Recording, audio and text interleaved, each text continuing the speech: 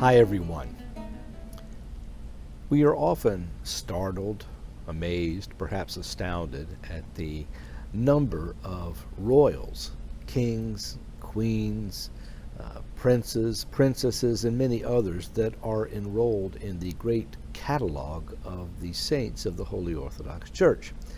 After all, in our own experience here in America, the idea of someone being so utterly Christian that they would lay down everything for the sake of Christ, including all the power and privilege that they had attained, well, it just amazes us.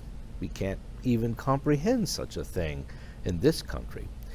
Yet the Orthodox Church is full of these such examples and highly venerates many, many of these saints, because after all, someone who literally is at the top of the world in terms of the things that they have and the power that they have, to give it all up for nothing, to just discard it all for nothing.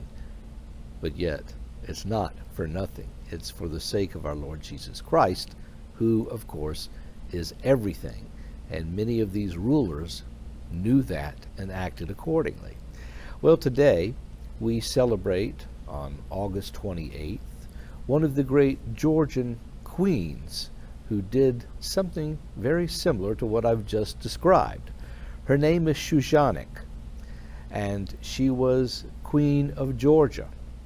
But even though she had apparently a relatively happy marriage, 4 children, yet politics and the idea of getting along with one's neighbor in another country seemed to thwart any ideas of a Christian family for Saint Shushanik, and instead caused her great pain and distress, because her husband, King Varsnik, is someone who was having trouble with the neighboring Persians at the time, and he was seeking desperately to find an accord with them in order to get along more peacefully.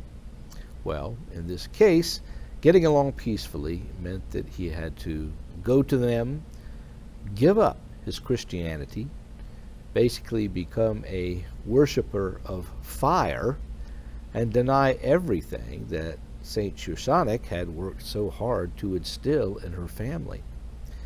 When she heard about what had happened, when her husband was on his way home from this accord, she said that she would simply not see him again, that she would never be with someone who could just completely deny our Lord Jesus Christ.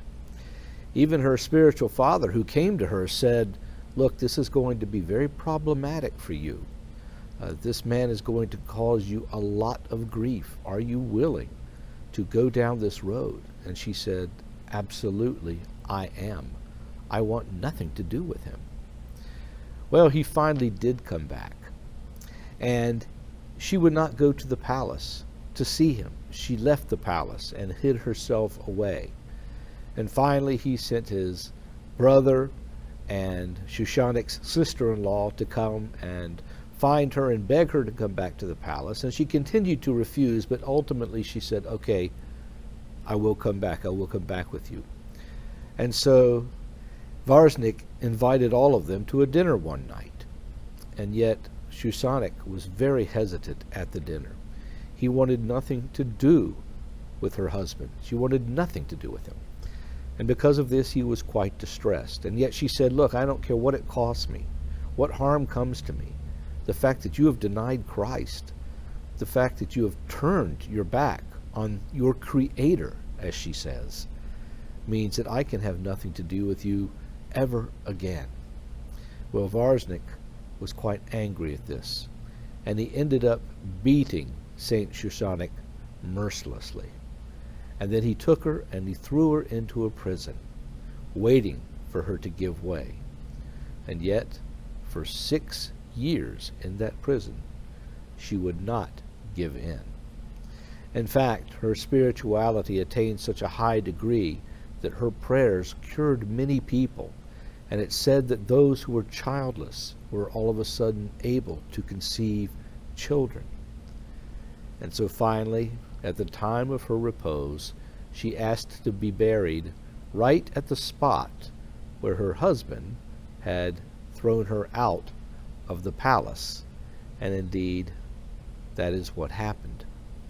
About 150 years later, the Catholicos of Georgia at that time unearthed her relics, which were a site of great veneration for all, and brought them to the Church of the Most Holy Theotokos in Tbilisi, where they lie to this day.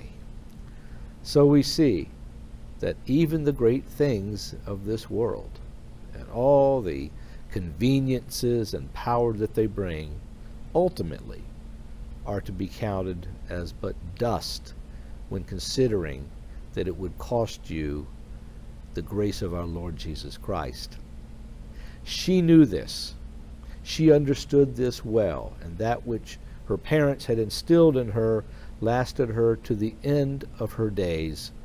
And now, while her husband is considered but a forgotten apostate, she, in fact, reigns among the saints in the Holy Church of Georgia, and indeed the Orthodox Church throughout the world. Bye-bye.